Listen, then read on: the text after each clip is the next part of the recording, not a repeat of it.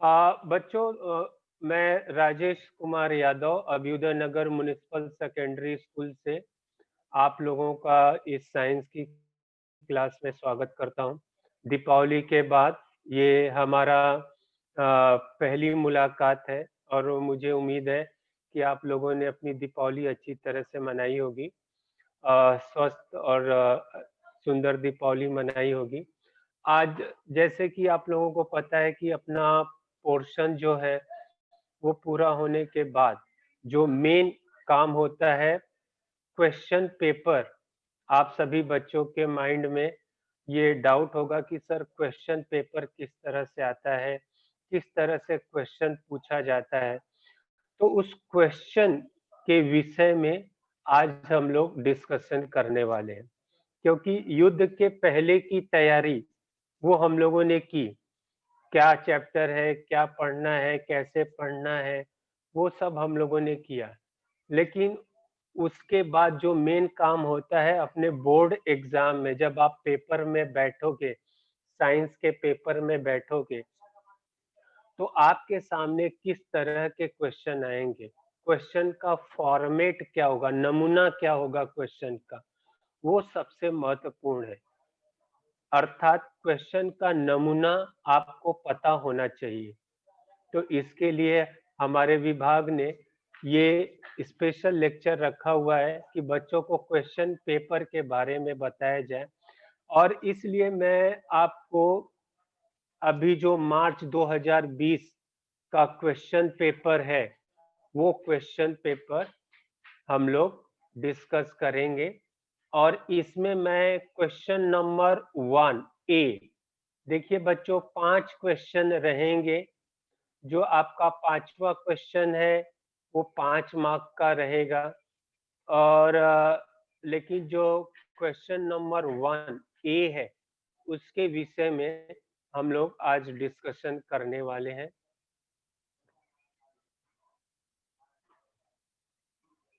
ठीक है बच्चों, तो स्टार्ट करते हैं। हम लोग क्वेश्चन पेपर का डिस्कशन करना है। स्क्रीन पे आप ये बोर्ड का क्वेश्चन पेपर देखिए, इस तरह से क्वेश्चन पेपर आएगा। यहाँ पर देखिए आपको अपना हॉल टिकट जब मिलेगा ना, तो यहाँ पे सीट नंबर लिखना होगा। साइंस एंड टेक्नोलॉजी पार्ट 1 देखो दिया हुआ है, एच हिंदी दिया हुआ है। तो कभी कभी देखो वहाँ एम भी होता है। अगर बाय मिस्टेक अगर आपको क्वेश्चन पेपर मिला तो आप ये जरा कोष्टक में जो लिखा हुआ है ना वो ध्यान से देखना कि वहाँ एच लिखा है कि एम लिखा है कि ई लिखा है। एम होगा तो वो मराठी में क्वेश्चन पेपर होगा, ई होगा तो वो इंग्लिश में क्वेश्चन पेपर होगा। तो आप हम लोगों का हिंदी मीडियम है तो आपको ध्यान देना है कि वो एच होना चाहिए। ठीक है, अब इसके बाद देखो पूरे 11 पेजेस होंगे। 40 मार्क का देखिए पेपर है, 40 मार्क का पेपर होगा, 11 पेजेस होंगे और 2 घंटे का टाइम आपको मिलेगा। ठीक है बच्चों, अब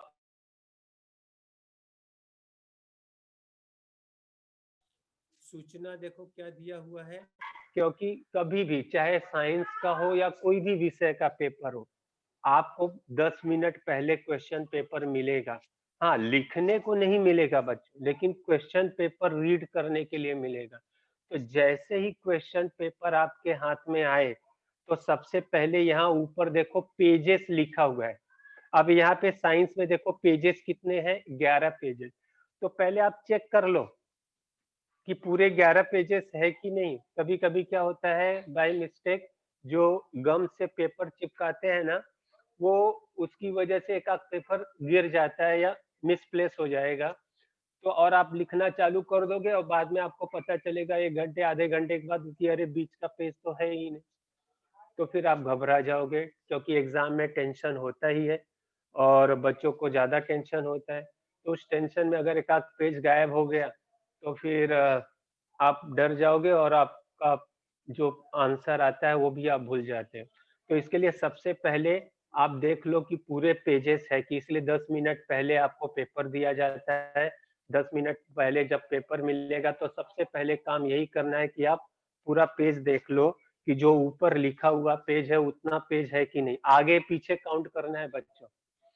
एक पेज यानी 2 हो जाएगा ना, फर्स्ट सेकेंड, ऐसे करके 11 पेजेस होंगे। और जैसे कि सूचना में दिया है, सभी प्रश्न हल करना अनिवार्य है। ठीक है, पहले कैसा होता था, 10 क्वेश्चन देते थे, 10 में से आपको 8 करना है, 7 करना है। अब ऐसा नहीं है, आपको 5 क्वेश्चन करने हैं, पांचों करने हैं।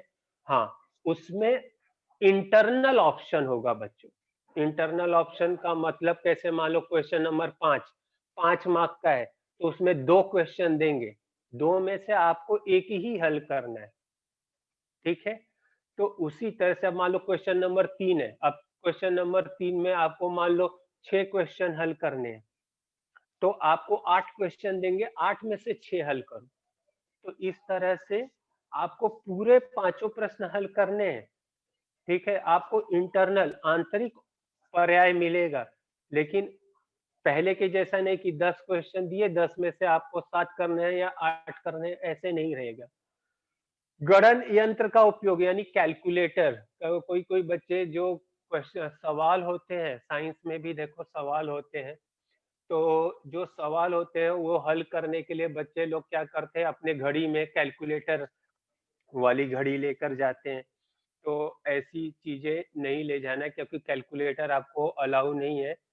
तीसरा है, प्रश्न के दाएं भाग में प्रश्न के पूर्ण अंक, यानी कौन सा क्वेश्चन कितने नंबर का है वो देखो दिया हुआ रहेगा, दाहिने भाग में दिया रहेगा।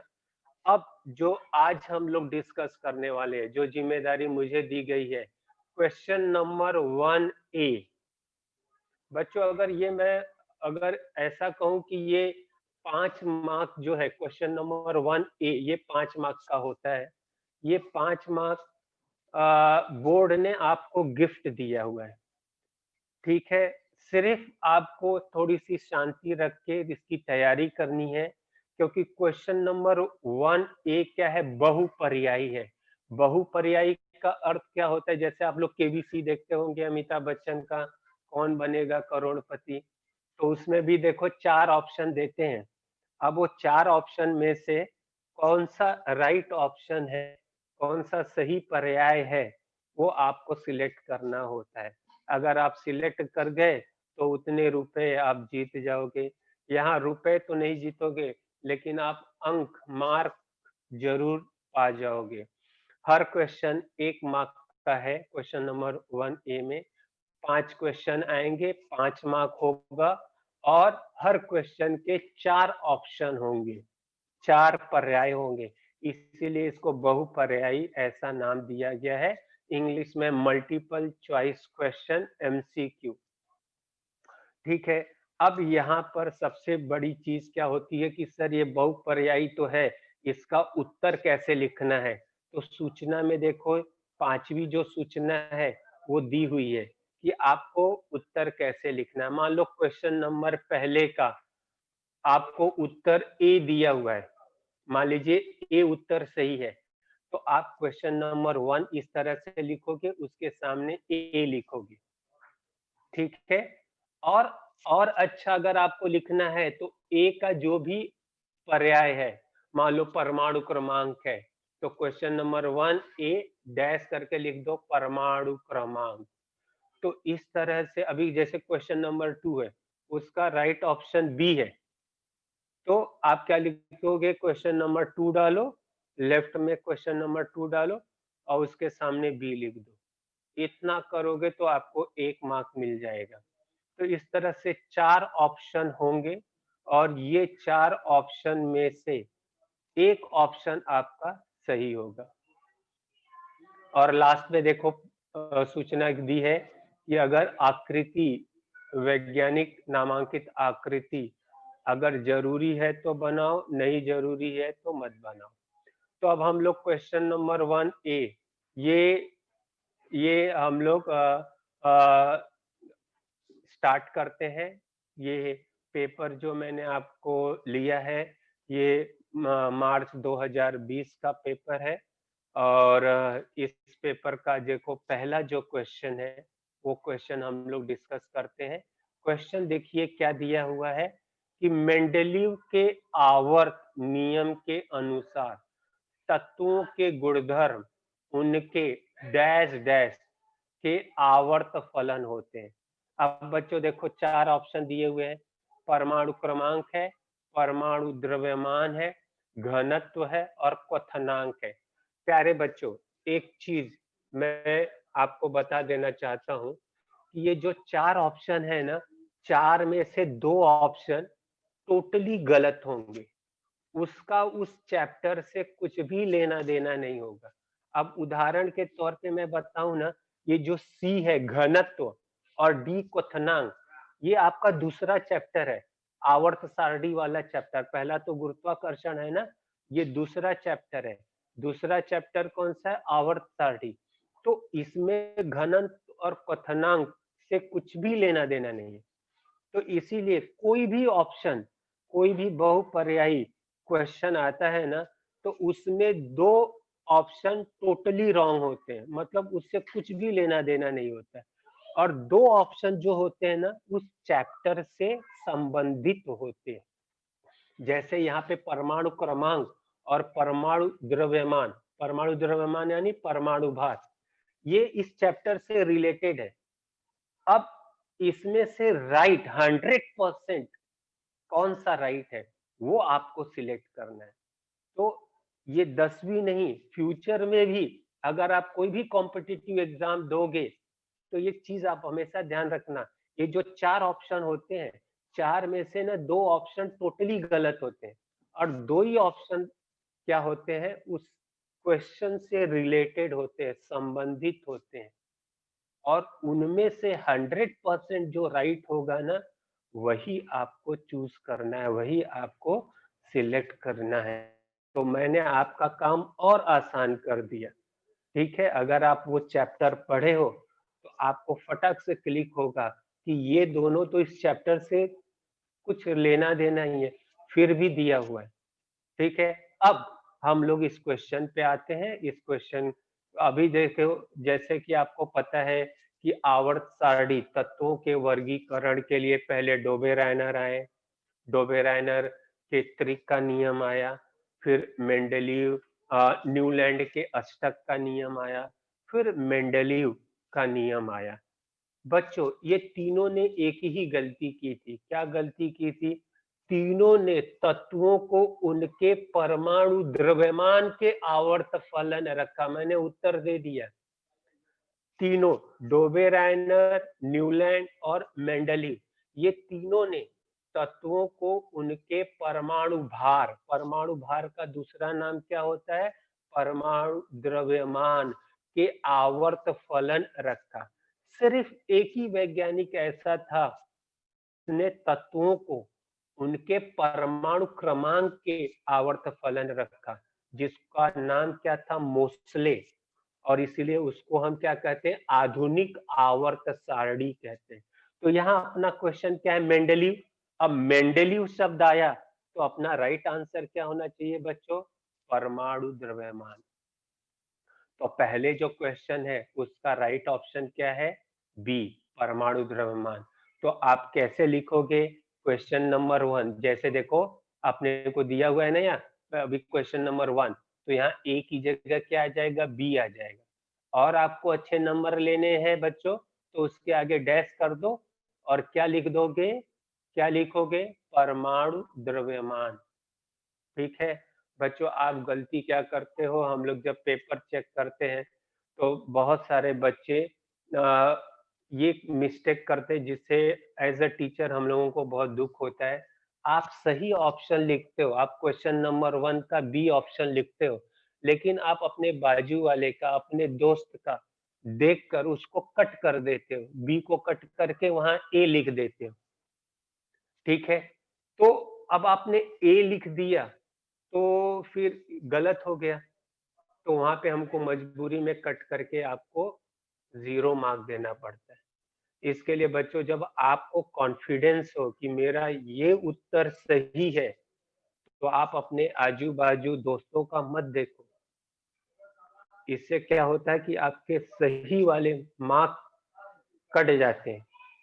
ठीक है, बहुत सारे बच्चे क्या करते हैं कि ये 4 ऑप्शन दिए हैं ना, तो इसी क्वेश्चन को वो 4 बार लिखते हैं। एक पहले पेज पे लिखेंगे, दूसरा दूसरे पेज पे, तीसरा तीसरे पेज पे, चौथा चौथे पेज पे। पहले पेज पे पहले का ए लिखेंगे, दूसरे पेज पे पहले का बी लिखेंगे, तीसरे पेज पे पहले का सी लिखेंगे, चौथे पेज पे पहले का डी लिखेंगे। तो बच्चों यहाँ पे देखो, नोटिस में, सूचना में क्लियर दिया हुआ है।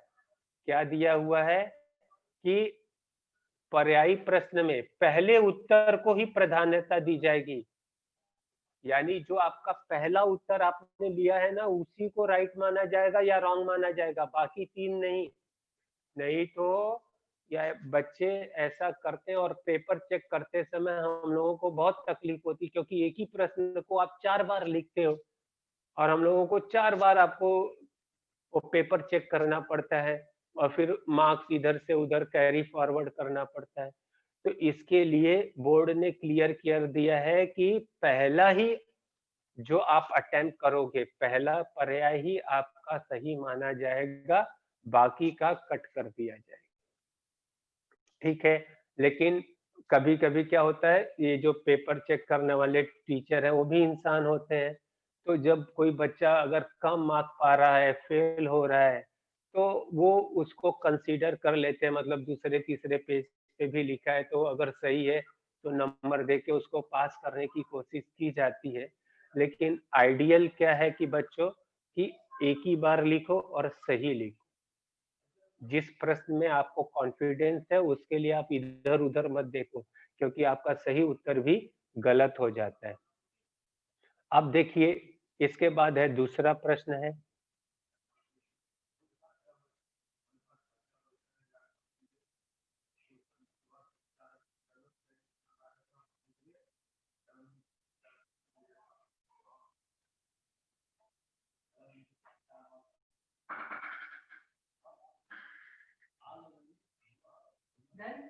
हाँ, हाँ, तो बच्चों अभी दूसरा प्रश्न देखो, क्या दिया, हवा में उपस्थित पानी की मात्रा,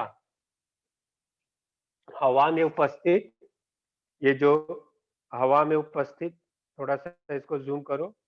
हवा में उपस्थित पानी की मात्रा का क्या करना है, का मापन की राशि द्वारा किया जाता है। ये ऊष्मा वाले चैप्टर का है बच्चों, हीट जो चैप्टर है, उस हीट चैप्टर का ये प्रश्न दिया हुआ है। तो ऊष्मा का जो मापन है, वो किसमें किया जाता है बच्चों? निरपेक्ष आर्द्रता में किया जाता है। किसमें किया जाएगा? निरपेक्ष आर्द्रता। यानी दूसरे का आपको ए ऑप्शन लिखना पड़ेगा। दूसरे का ए लिखो, उसके आगे निरपेक्ष आर्द्रता लिख दो, तो आपका सही हो जाएगा। तीसरा देखो क्या है, सामान्य नेत्र मानव सुस्पष्ट दृष्टि की न्यूनतम दूरी। न्यूनतम दूरी बच्चों देखो, ये आप लोग लेंस वाले चैप्टर में देखो दिया हुआ है। तो ये जो लेंस का चैप्टर है, उसमें मानव नेत्र दिया हुआ है। ठीक है बच्चों, अगर मैं आपको बोलूं कि आपका जो टेक्स्ट बुक है, वो आप अपनी आंखों से चिपका के रखो और पढ़ो, तो आप नहीं पढ़ पाओगे, बोलोगे सर अक्षर दिखेगा ही नहीं, तो पढ़ कहाँ पाएंगे। तो कम से कम अपनी आंख और जो टेक्स्ट बुक होती है, उसके बीच में कम से कम 25 सेंटीमीटर की दूरी होनी चाहिए। कितनी दूरी होनी चाहिए? 25 सेंटीमीटर।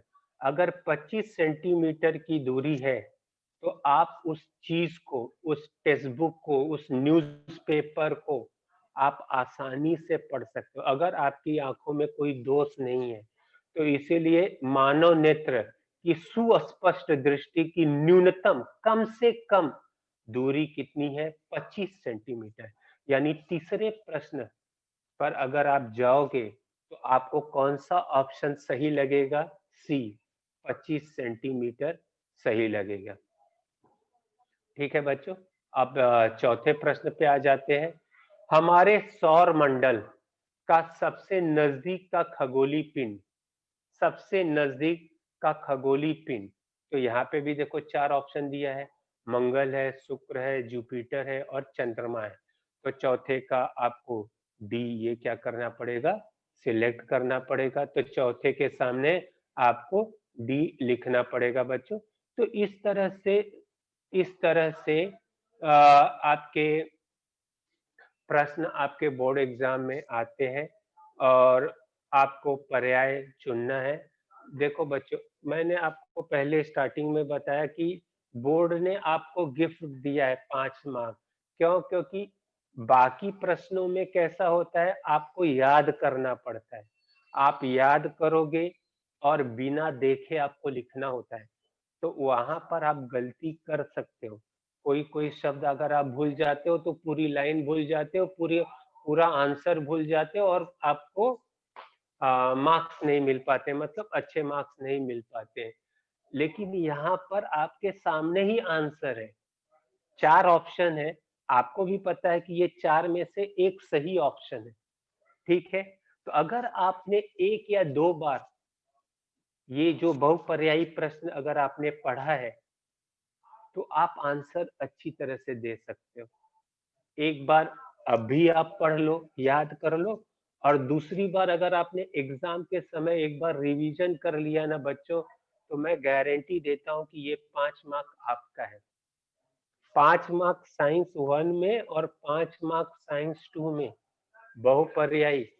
सोचो 20 मार्क का आपका प्रैक्टिकल होता है।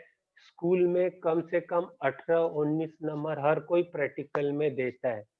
मान लीजिए आपको 18 नंबर प्रैक्टिकल में मिल गए 20 में से और 10 नंबर बहुपर्यायी आपने अच्छे से कर लिया, तो आपके 28 नंबर फिक्स है। बाकी 7 नंबर के लिए आपको थोड़ा-सा मेहनत करना पड़ेगा। थोड़ी-सी जोड़े मिलाओ, रिक्त स्थान, आकृति, ये सब अगर आप कर लेते हो, तो आप साइंस में पास होना बच्चों बहुत आसान है। साइंस में पास होना बहुत आसान है। अगर आपको बड़े प्रश्न याद नहीं हो रहे हैं, तो उस पे आप अपना टाइम वेस्ट मत करो, उस पे ज़्यादा आप ज़ोर मत लगाओ। आप रिक्त स्थान, जोड़े मिलाओ, सत्य-असत, असंगत व्यवहार, आकृति, ये सब चीज़ें आप करो, इसमें फिक्स है। अगर आपका सही है तो 1 नंबर मिलेगा। अब 5 नंबर वाले प्रश्न, 4 नंबर वाले प्रश्न में अगर आप याद करते हो, अच्छे से लिखते हो तो 3 नंबर मिलेगा। बहुत अच्छे से लिखा तो 3.5 या 4 मिल सकता है, नहीं तो 2-3 ऐसे मिलता है। तो वहाँ आपके 1 नंबर, 2 नंबर का लॉस है।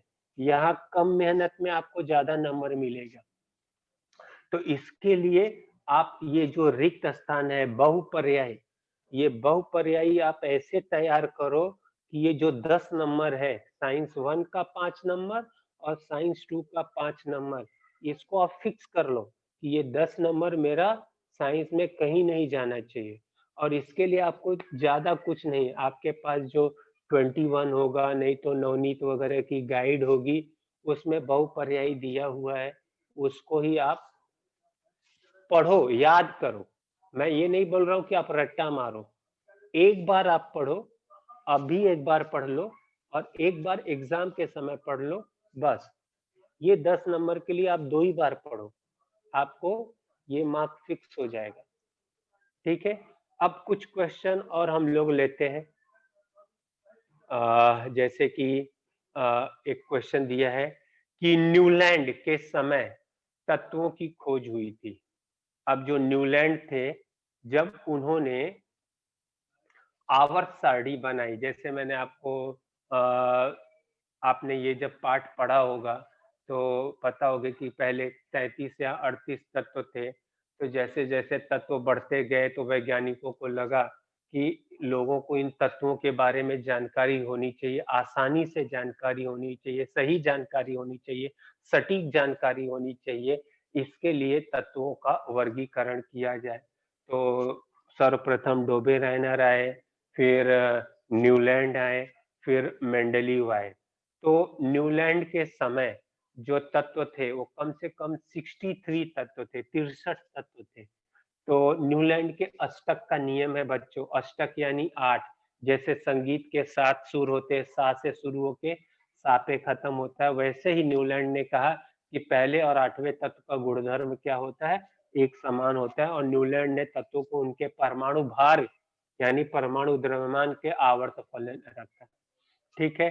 तो अब इस जो क्वेश्चन है, इस क्वेश्चन का ऑप्शन क्या लिखोगे आप बच्चों? सी लिखना, सी 63। अब इसके बाद है आधुनिक आवर्त सारणी में हैलोजन।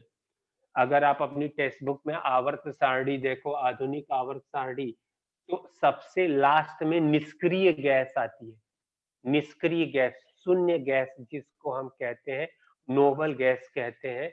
तो निष्क्रिय गैस क्या होती है? जो किसी को इलेक्ट्रॉन ना दे और ना किसी से इलेक्ट्रॉन ले, वो हमेशा आराम करती है, राजा के जैसे रिलैक्स रहती है, तो उसको निष्क्रिय गैस कहते हैं। उसके जस्ट बगल में कौन होता है? हैलोजन होता है।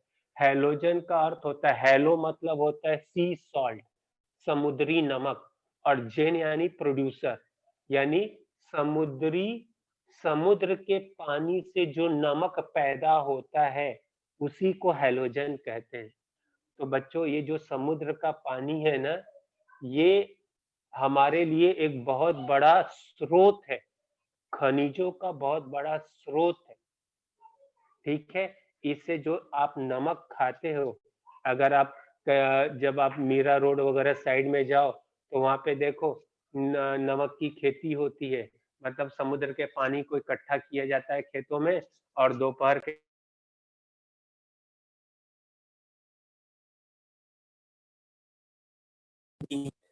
अब ये पानी वाष्प बन जाता है और नीचे नमक हो जाता है। तो आपका जो ये सादा नमक है, काला नमक है, सेंधा नमक है, ये सभी चीजें आपको हैलोजन समूह में पाई जाती हैं। तो अभी जो निष्क्रिय गैसें होती हैं बच्चों, वो 18वें समूह में होती है, 18, 18वां, 18, और उसके बाजू में है, पड़ोसी है, तो 17 होगा। तो हैलोजन का सही ऑप्शन क्या है? 17, सी, 17। तो इस प्रश्न का ऑप्शन आपको क्या लिखना पड़ेगा? सी, 17 लिखना पड़ेगा। फिर इसी तरह से अगर आगे बढ़ते जाए तो आधुनिक आवर्त सारणी में निष्क्रिय तत्व, निष्क्रिय तत्व को कहां पर रखा गया? सबसे लास्ट, और सबसे लास्ट कौन होता है? 18वां समूह। तो इस क्वेश्चन का सही ऑप्शन आपका क्या है? 18 है। इसके बाद है अष्टक का नियम। अब अष्टक का नियम किसने खोजा है बच्चों? तो आप बोलोगे सर न्यूलैंड ने, तो राइट आंसर है न्यूलैंड ने। डोबे रायनर ने त्रिक, डोबे रायनर ने तीन तीन तत्वों को उनके परमाणु भार के आवर्त फलन रखा। न्यूलैंड ने आठ आठ तत्वों को इनके परमाणु भार के आवर्त फलन रखा। मोजले ने आधुनिक आवर्त सारणी की खोज की, उन्होंने परमाणु क्रमांक लिया, परमाणु भार नहीं लिया, ठीक है। तो इस तरह से इसका सही आंसर क्या रहेगा बच्चों? अष्टक का नियम न्यूलैंड है। तो इस तरह से बच्चों थोड़ा अब आगे वाले पार्ट में चलते हैं, और ये तीसरे पार्ट का हम लोग कुछ क्वेश्चन लेते हैं, दूसरे पार्ट से तीसरे पार्ट पे आते हैं, रासायनिक अभिक्रियाओं का। अब देखो बच्चों, जो रासायनिक अभिक्रिया है उसमें अगर आप देखो तो जो लास्ट वाले पेज पे जंग, जंग का सूत्र दिया हुआ है ना, जंग कैसे लगता है, उसके 3 चरण दिए हुए हैं। वो इस बार ना 5 मार्क वाले क्वेश्चन में आए हुए थे। तो वो क्वेश्चन आप लोग अच्छी तरह से करना, बहुत आसान है, बहुत आसान है। उसमें सिर्फ वो भी रिक्त स्थान के जैसे ही है, एक एक शब्द आपको ध्यान में रखने हैं, वो एक एक शब्द उस खाली जगह में भर दो, आपको 5 मार्क मिल जाएंगे। तो वो क्वेश्चन बहुत इंपॉर्टेंट है इस रासायनिक अभिक्रिया में। बाकी सब कैसे छोटे 1 मार्क के हैं, बड़े प्रश्न में वही जंग, जंग वाला आप लोग अच्छी तरह से ध्यान में रखना, और बहुत अच्छा प्रश्न है। और एक चीज आपको हिंट दे दूं कि वो जो प्रश्न है ना बच्चों, वो आकृति में ही आंसर है। तो अगर आप भगवान से मनाओ कि वो बोर्ड एग्जाम में आपको आ जाए, क्योंकि आपको आंसर याद करना ही नहीं है। जो बोर्ड के क्वेश्चन पेपर में अगर आपके पास पुराना क्वेश्चन पेपर 2020 का होगा ना, तो आप देखो, वो क्वेश्चन पेपर आया है ना, तो क्वेश्चन पेपर के ही अंदर आंसर है। सिर्फ आपको पहचानना है कि कौन से क्वेश्चन का कौन सा आंसर है। तो वो क्वेश्चन बहुत ही इम्पोर्टेंट है बच्चों, और वो ज़रूर करना, क्योंकि वो 5 नंबर का है। तो एज़ अ टीचर मैं आपको सजेशन देता हूँ कि वो क्वेश्चन की तैयारी आप करो, क्योंकि वो 5 मार्क बहुत बड़ा मार्क होता है, 40 मार्क में से 5 मार्क का बहुत बहुत बड़ा वैल्यू है। और ऐसा क्वेश्चन है जिसका आंसर उस क्वेश्चन के अंदर ही है। उस वो जो डायग्राम दिया है ना, आकृति दी है, उस आकृति के अंदर ही उसका आंसर है। तो इसीलिए वो क्वेश्चन आप इस चैप्टर से ज़रूर करो, बाकी परिभाषाएँ वगैरह आएँगी छोटी-मोटी, एक 1 नंबर की, ठीक है? तो अभी ये जो देखिए पहला क्वेश्चन है, लोहे की कील को जब आप कॉपर सल्फेट के विलयन में, आप देखो जैसे रासायनिक अभिक्रिया इस चैप्टर का नाम ही है, तो कौन-कौन सी रासायनिक अभिक्रियाएँ हैं, संयोग की अभिक्रिया है, विस्थापन की अभिक्रिया है, अपघटन की अभिक्रिया है, अपचयन की अभिक्रिया है, युग्म विस्थापन की अभिक्रिया है। संयोग की अभिक्रिया अगर बोलूँ तो 2 तत्वों को जोड़ना है, 2 अ अ, पदार्थों को जब आप जोड़ दो, ए और बी को जब आप जोड़ दोगे तो एबी बन जाएगा। तो उसी तरह से उसको हम संयोग की अभिक्रिया कहते हैं। विस्थापन की अभिक्रिया का अर्थ क्या होता है बच्चों, कि उसको हटाना, एक चीज को दूसरी चीज से हटाना। अब आप सोचोगे सर एक चीज को दूसरी चीज से हटाना है तो कैसे हटाएंगे? तो अब इसके लिए क्या होना चाहिए? अभिक्रियाशीलता, ताकत, शक्ति, पावर। ये मैंने आपको पढ़ाया है। अभिक्रियाशीलता श्रेणी धातुओं वाले चैप्टर में, धातुओं के निष्कर्षण में, अधिक क्रियाशील धातु, मध्यम क्रियाशील धातु, कम क्रियाशील धातु, ये 3 तरह की क्रियाशील धातु होते हैं ना। जो अधिक क्रियाशील धातु है, देखो बच्चों, जो ताकतवर होता है वो कमजोर को तो हटा ही सकता है, ठीक है? कमजोर ताकतवर को हटाए ये बहुत कम ही होता है, लेकिन नेचुरली प्राकृतिक तौर पे क्या होता है, जो ताकतवर है, पावर में है, सत्ता में है, वो कमजोर को कभी भी हटा सकता है। तो उसी तरह से अधिक क्रियाशील धातु जो है, वो कम क्रियाशील सॉरी, वो कम क्रियाशील धातु को क्या करता है, हटा देता है। तो लोहा जो है ना बच्चों, वो अधिक क्रियाशील धातु, और कॉपर क्या है, थोड़ा कम मध्यम क्रियाशील धातु। इसीलिए लोहा क्या करेगा, कॉपर को हटा देगा। अब लोहे ने कॉपर को हटाया सॉरी, लोहे ने कॉपर को हटाया, तो इसको विस्थापन की अभिक्रिया कहें। क्या कहेंगे? विस्थापन की अभिक्रिया। ठीक है बच्चों। अब दूसरा है, जस्ते को जब आप कॉपर सल्फेट के विलयन में डालो। जस्ता पता है ना, टॉर्च की जो बैटरी होती है, उस खराब बैटरी को अगर आप खोलो तो ऊपर कागज का कवर होता है, उसको हटा दो तो अंदर जस्ते का कवर होता है। उस जस्ते को अगर आप कॉपर सल्फेट के विलयन में डालो, तो आपको पता है बच्चों, कॉपर सल्फेट नीले रंग का होता है। कॉपर सल्फेट कौन से रंग का होता है? नीले रंग का। अब कॉपर सल्फेट नीले रंग का है, तो जब जस्ते को कॉपर सल्फेट के अंदर डालोगे ना, तो जस्ता क्या, अधिक क्रियाशील है, और तांबा बेचारा क्या है, कम क्रियाशील है। अब तांबा बेचारा है मतलब कम क्रियाशील है, तो जस्ता क्या करेगा, तांबे को हटा देगा, यानी तांबे का जो नीला रंग है वो गायब हो जाएगा। और नीला रंग गायब होके क्या बनाएगा बच्चों, रंगहीन विलयन बनाएगा। तो यानी सी ऑप्शन राइट है। दूसरे का आप सी लिखोगे, पहले का आप क्या लिखोगे, सी, और दूसरे का सी लिखोगे। अब तीसरा जो अभी मैंने आपको दूसरा बताया है ना बच्चों, उसी का समीकरण देखो यहाँ दिया है। जिंक यानी जस्ता, जेडन जिंक होता है, इसको कॉपर सल्फेट में जब आप डालोगे तो जिंक सल्फेट का रंगहीन विलयन बनेगा, और कॉपर क्या होगा, बेचारा साइड में हट जाएगा। इसको हम क्या कहेंगे, विस्थापन की अभिक्रिया कहेंगे। क्या कहोगे? विस्थापन की अभिक्रिया कहते हैं।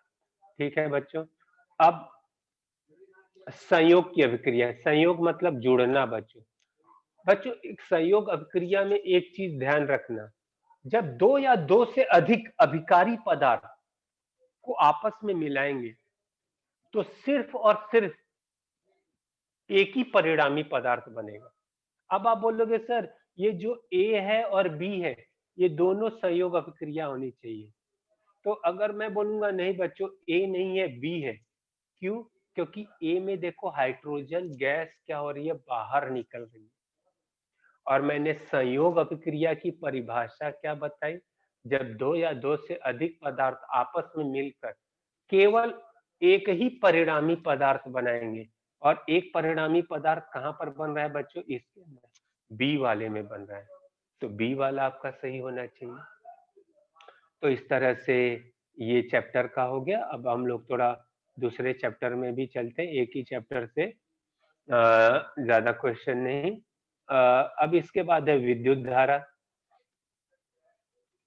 चौथा चैप्टर देखिए आपका विद्युत धारा है। विद्युत धारा का पहला प्रश्न यही है कि विद्युत धारा निर्मित करने वाले उपकरण कौन से हैं।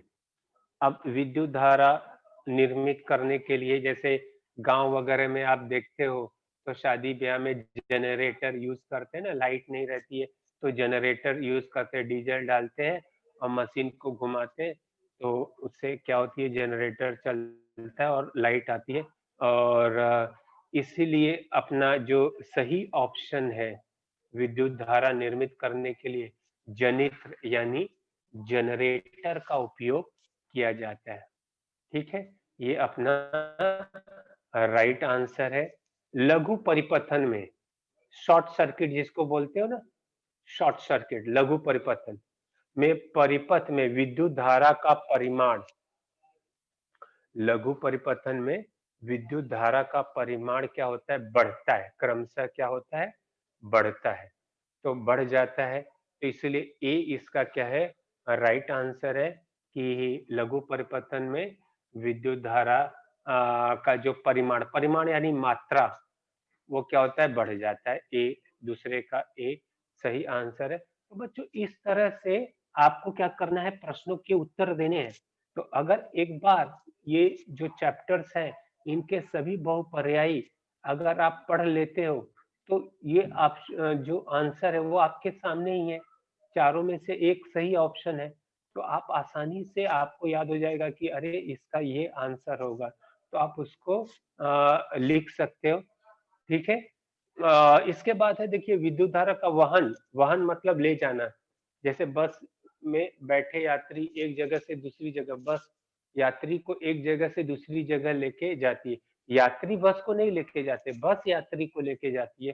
उसी तरह से विद्युत धारा को एक जगह से दूसरी जगह ले जाने के लिए हम लोग तार का उपयोग करते हैं।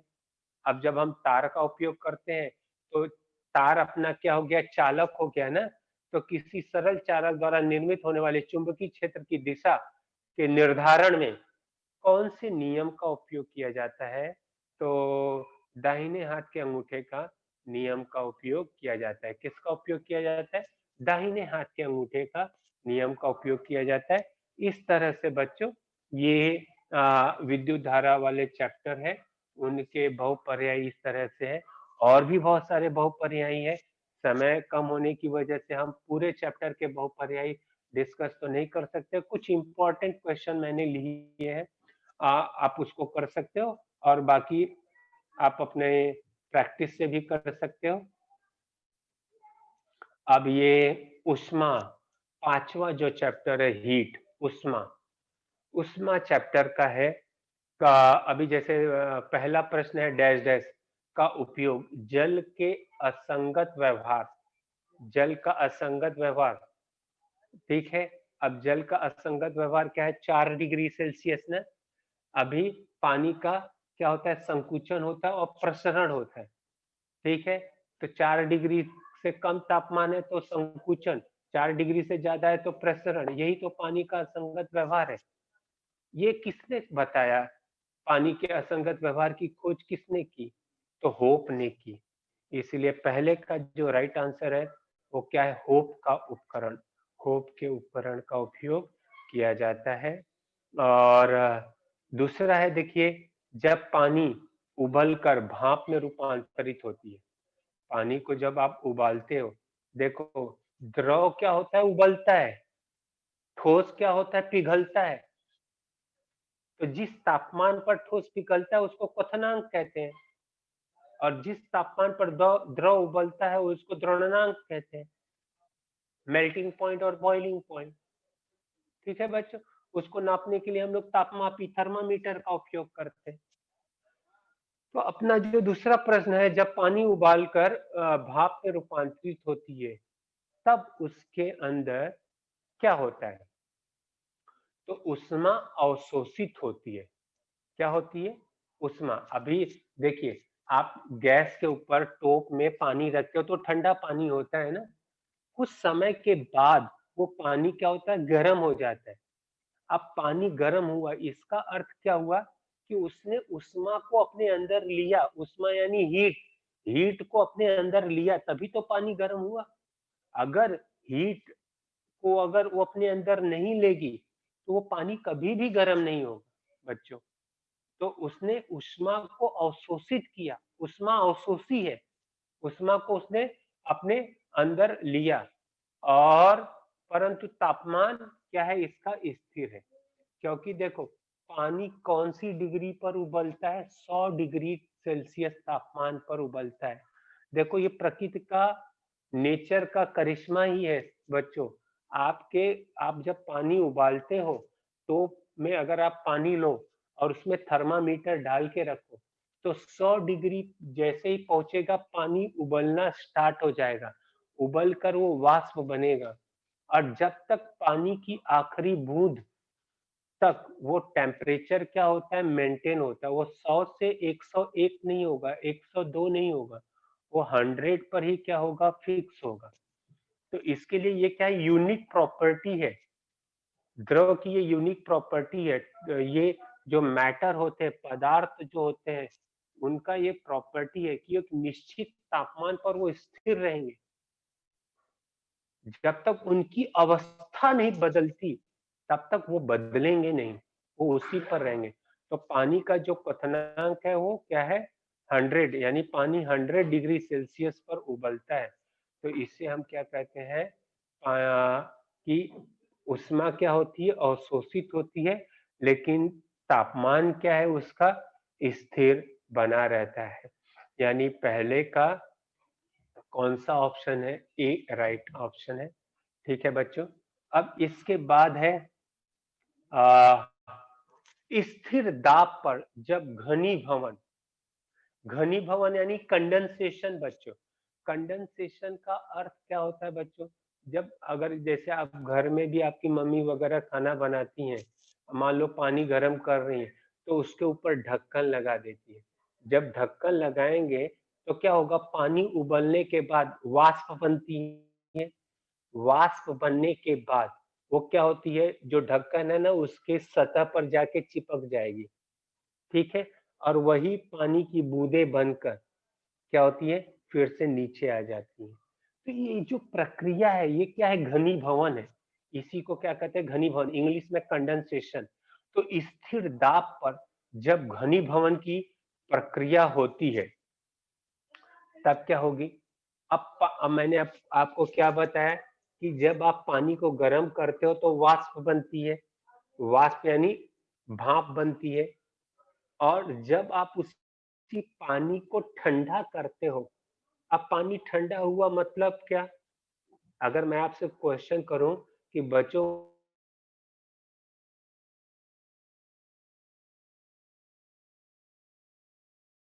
उसके अंदर से उष्मा जो है, हीट क्या होगी,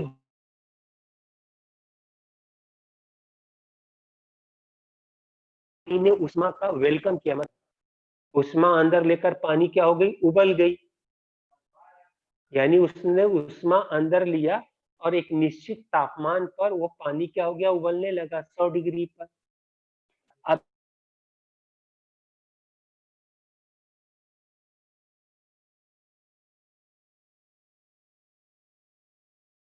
बोला ना, अब पानी क्या हो गई, वाष्प यानी गैस हो गई। अब वो गैस क्या हो गई, वो जो टोप है उसके, जिसके ऊपर आपने कवर लगाया, उसके ऊपर जाके चिपक गई। अब चिपक जाने के बाद जब आप उसको ठंडा करते हो, ठंडा करना मतलब ऊष्मा को बाहर निकालते हो। ऊष्मा क्या हो रही है, उन्मोचित हो रही है। उन्मोचित का अर्थ क्या होता है, ये साइंटिफिक वर्ड है, वैज्ञानिक शब्द है बच्चों, उन्मोचित। अवशोषी, उन्मोचित। तो उन्मोचित मतलब ऊष्मा को बाहर निकालना। जब ऊष्मा बाहर निकलेगी तब वाष्प क्या होता है, पुनः पानी में बदल जाता है। तो ऊष्मा उन्मोचित भी ये भी स्थिर तापमान पर ही होगी बच्चों, इसमें भी तापमान बढ़ेगा नहीं। ये जो प्रक्रिया है ऊष्मा अंदर आना और ऊष्मा बाहर निकलना, ये दोनों प्रक्रियाओं में तापमान आपका स्थिर होगा। ठीक है, तापमान क्या होगा, स्थिर होगा। तो स्थिर दाब पर जब घनीभवन की प्रक्रिया होती है तब ऊष्मा क्या होती है, उन्मोचित होती है और तापमान क्या होता है, स्थिर बना होता है। तो आप बोलोगे सर तीसरे का डी वाला ऑप्शन सही है। ठीक है, और चौथा है, जब आप बर्फ को पिघलाते समय, ये आपके टेक्स्ट बुक में भी दिया हुआ है, पानी का असंगत व्यवहार ही है ये, कि जब आप बर्फ को पिघलाते हो तो उसका आयतन क्या होता है, कम होता है। आयतन क्या होगा, कम होगा। तो चौथे का बी वाला ऑप्शन क्या है, राइट है। इस तरह से ये जो बहुपर्यायी प्रश्न है उसके आप उत्तर आप कर सकते हो। और इस तरह से अपना ये जो बहुपर्यायी प्रश्न है बच्चों, ये कंप्लीट हुआ। और आपको कुछ डाउट है या कुछ क्वेश्चन करना है तो आप पूछ सकते हो। कोई क्वेश्चन है तो आप लोग पूछ सकते हो।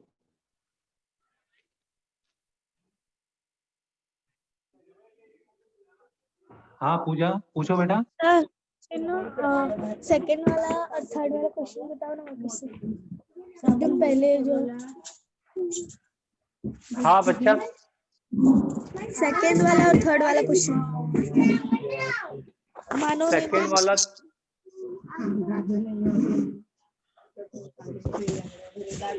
बच्चा वो कौन, माइक म्यूट करो पहले आप लोग, आवाज, माइक म्यूट करिए और फिर क्वेश्चन करिए आप लोग। बच्चा ये आप कौन सा क्वेश्चन बोल रहे हो? सर सेकंड वाला। कौन सा, बोर्ड वाले क्वेश्चन पेपर का कि किस? बोर्ड वाले क्वेश्चन पेपर में से। अच्छा अच्छा, एक मिनट, फिर से मुझे डॉक्यूमेंट में जाना पड़ेगा। थोड़ा आप वेट करिए, फिर हम लोग डिस्कस करते हैं।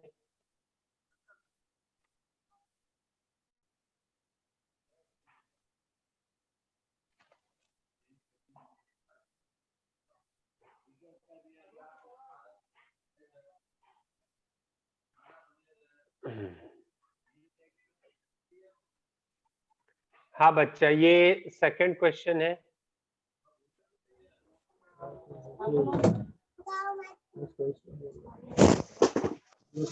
हाँ बोलो। हवा में उपस्थित पानी की मात्रा का मापन। सर मुझे ये वाला समझ नहीं किया था नेटवर्क इशू की वजह से। हाँ हाँ, ये आपका ये जो चैप्टर है, हाँ कौन से चैप्टर का, ये ऊष्मा वाला चैप्टर है ना, हीट वाले चैप्टर का हाँ ओसांक और आर्द्रता, ये पीछे से दूसरा टॉपिक है, ओसांक और आर्द्रता। ओसांक यानी ओस बनना।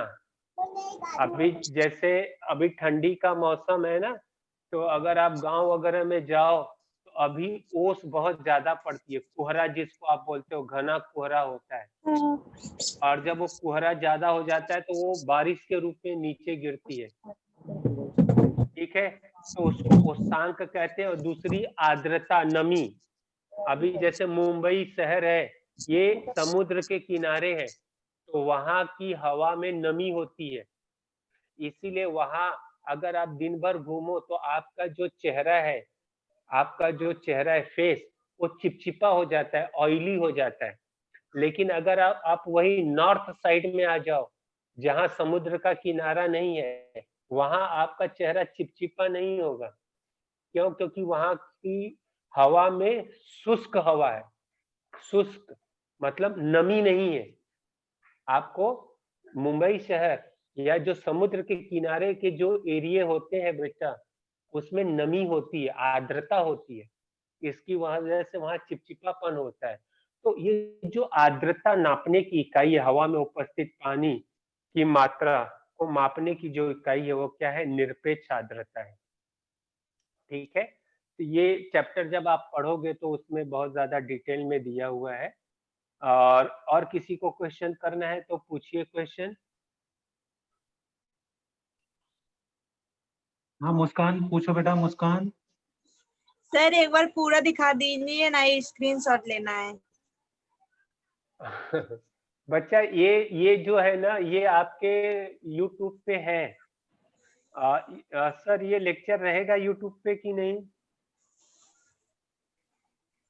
नहीं तो एक काम करिए आप लोग, इसको देखिए, ये तो बोर्ड का ही क्वेश्चन पेपर है। ये आपको ना, अगर आप गूगल में जाके टाइप करोगे मार्च 2020 का साइंस 1 का पेपर, तो आपको पेपर मिल जाएगा। ठीक है, नहीं तो आपके स्कूल में भी पेपर होगा, बोर्ड का पेपर रहता है, वहां से भी आप ले सकते हो। और नहीं तो अभी आप 21 लोगे तो ये पेपर वहां आपको मिल जाएगा। तो मुझे नहीं लगता आपको इसके स्क्रीनशॉट की जरूरत है। और बाकी जो क्वेश्चन मैंने आपसे डिस्कस किए हैं, ये आपके डाइजेस्ट में और 21 में है। ठीक है, तो मैंने आपको जो क्वेश्चन आ सकता है वही मैं आपसे डिस्कशन किया हूँ। क्योंकि आपका भी समय बहुत इम्पोर्टेंट है और हमारा भी समय बहुत इम्पोर्टेंट है, और इसलिए हम ऐसे कुछ भी क्वेश्चन डिस्कस नहीं करेंगे जिससे कि आपका मतलब आपके फायदे का ना हो, ऐसा नहीं होना चाहिए। तो आप हेलो अपने, सर। हाँ सर आप, आपने वो बताया था ना, अस्थिर तापमान बना रहता है, हाँ हाँ मतलब उसका मतलब क्या? आपने 2 प्रश्न बताया, उसमें अस्थिर तापमान बना। हाँ, अभी जैसे देखो, पानी है। जब आप घर में टोप में पानी रखते हो और जैसे गैस चालू करते हो, तो पानी तुरंत उबलता है? नहीं, नहीं उबलता है ना। कुछ समय के बाद उबलता है। पानी गर्म हो जाएगा लेकिन उबलता कब है? कुछ समय के बाद। तो अगर अगर आप उसके अंदर थर्मामीटर डाल के रखो बच्चा, तो आपको दिखाई देगा जब तापमान 100 डिग्री सेल्सियस पहुंचता है ना, तब पानी उबलता है। ठीक है, और वो तापमान, थर्मामीटर आप निकालना नहीं, उसी टोप में रखे रहना, और बीचों बीच टोप को टच मत करना, बीच में रखना। तो जब तक पानी, आपके टोप में से पानी गायब नहीं हो जाता, वाष्प नहीं बन जाता है, तब तक वो तापमान ना 100 से 101 नहीं होगा, वो 100 पर ही स्थिर होगा। और जैसे ही पानी की आखिरी बूंद वाष्प बन के ऊपर हो जाएगी, वो तापमान चेंज हो जाएगा। इसी को स्थिर तापमान बोलते हैं, कि एक अवस्था, एक जो प्रक्रिया है, जब तक वो पूरी नहीं होगी, वो तापमान क्या होगा? निश्चित होगा। अब जैसे लोहे को 1000 डिग्री सेल्सियस पर गर्म करो तो पिघलता है, तो जब तक 1000 डिग्री सेल्सियस नहीं पहुंचेगा, लोहा पिघलेगा ही नहीं, आप कुछ भी कर लो। और जब 1000 डिग्री सेल्सियस पहुंच गया, लोहा पिघलना चालू होगा। और जितना लोहा है, जब तक वो पिघलेगा नहीं, वो 1000 से 1001 नहीं होने वाला है। और 1200 से 1400 डिग्री पर लोहा, जो पिघला हुआ लोहा है, वो वाष्प बन जाएगा, गैस बन जाएगी। तो ये स्थिर तापमान होता है बच्चों। एक प्रक्रिया जो है, जब तक वो पूरी नहीं होगी, वो तापमान क्या होता है? बढ़ेगा नहीं, वो स्थिर का स्थिर ही रहेगा। ठीक है, स्थिर मतलब फिक्स। जैसे आपका घर है, गांव में अगर आपका मान लो घर है, तो आपके दादा परदादा उसी घर में रह रहे हैं, तो स्थिर है ना। आज 50-60 साल या 100 साल से वो घर वहीं पे है, तो उसको हम क्या बोलते हैं? वो स्थिर है, फिक्स है। ठीक है, और किसी को क्वेश्चन? हाँ बच्चों, और किसी को कुछ क्वेश्चन पूछना है इस टॉपिक से संबंधित?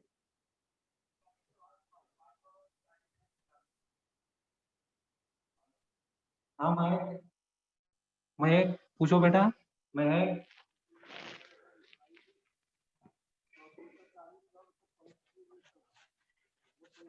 महक क्वेश्चन पूछो। हेलो सर, हाँ, गुड मॉर्निंग। Good morning. सबसे लास्ट वाला में क्या रहेगा? कौन सा लास्ट वाला? एकदम लास्ट आ- वाला, आज बर्फ जो मैंने पिघलते हुए समय। उसका आयतन घटता है, बढ़ता है कि बिगड़ता है?